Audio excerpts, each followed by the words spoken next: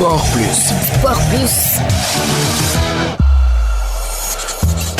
Bonjour et bienvenue dans votre rubrique sportive Sport Plus. Le ministère des Sports du Sénégal n'a toujours pas validé la procédure de cessation des fonctions engagées contre le sélectionneur Pape Thiaw 72 heures après la décision de la Fédération sénégalaise de football. Selon des sources proches du dossier, le ministère exige d'abord des rapports exhaustifs sur la participation du Sénégal à la Coupe du Monde 2026. Le dossier semble suspendu à l'aval du ministère de tutelle, seule entité habilitée à valider financièrement ce type de décision. Selon nos sources proches du dossier, le ministre exige au préalable des rapports exhaustifs sur le déroulement de la campagne mondiale du Sénégal avant de statuer sur l'éviction du technicien. Toujours selon ces mêmes sources, un second élément viendrait retarder la procédure, la question du montant des indemnités à verser aux sélectionneurs. Le ministre souhaiterait connaître précisément le coût financier du départ de Pape Thiaw avant de donner son feu vert, une clarification qui prend une dimension particulière compte tenu des tensions budgétaires déjà connues entre la fédération et sa tutelle autour de la rémunération du technicien.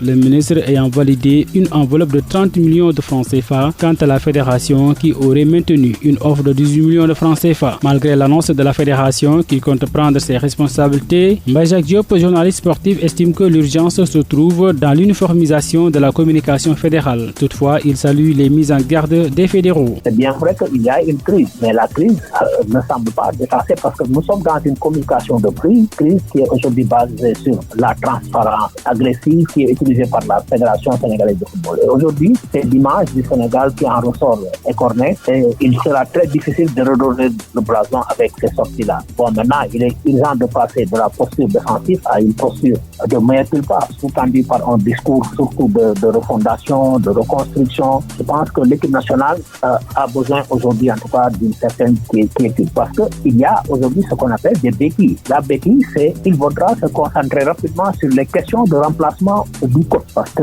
la question du coach, c'est le profilage, le cahier de charge, le terme de référence, et voir comment préparer en tout cas la reprise par rapport, parce que nous avons des échéances dans pratiquement au mois de septembre, dans moins de 2 mois. Donc, cela veut dire que quelque part, maintenant, l'autre chantier qui me semble important par rapport à cette crise-là, il va falloir au moins sanctuariser la tanière en protégeant le jour, et bien sûr, parce que l'urgence, en tout cas, c'est aujourd'hui d'uniformiser la communication fédérale en désignant un porte-parole de la fédération et en insistant aussi sur la sacralité de la tanière, parce que le drapeau national ne doit pas être un drapeau qui est donné à n'importe qui ou bien qui a une certaine représentation. Donc, moi, je pense qu'aujourd'hui, quoi qu'on puisse dire, nous sommes dans une situation, dans une communication de crise et le ministère des Sports a bien fait quand même de même mettre un terme à tout ce millimélo-là, ce caïn-là, les sorties fédérales pour en distribuer un communiqué pour les mettre en garde. Grand changement prévu lors de la finale de la Coupe du Monde 2026. Pour cette finale, la FIFA envisagerait un show musical géant plus long que prévu en doublant le temps réglementaire de la mi-temps, une pause qui serait donc prolongée à 30 minutes inspirée du Super Bowl et qui interroge sur la dérive commerciale du football mondial.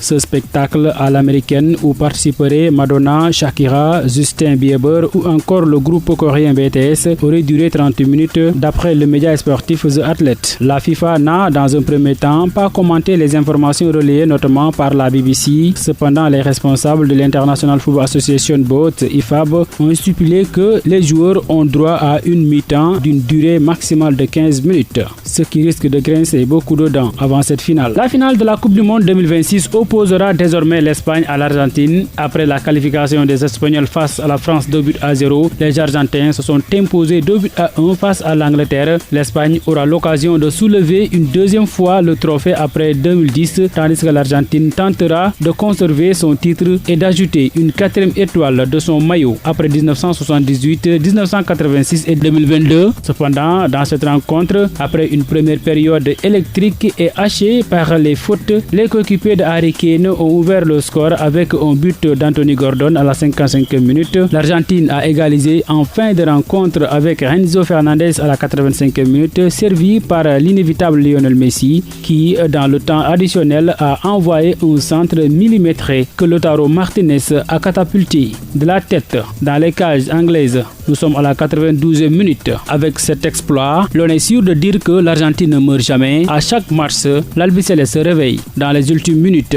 La finale est prévue dimanche à partir de 19h, mais bien avant samedi, la France fera face à l'Angleterre pour le match de classement à partir de 21h. C'est tout pour aujourd'hui dans Sport Plus. Merci de l'avoir suivi. Rendez-vous demain pour un autre numéro.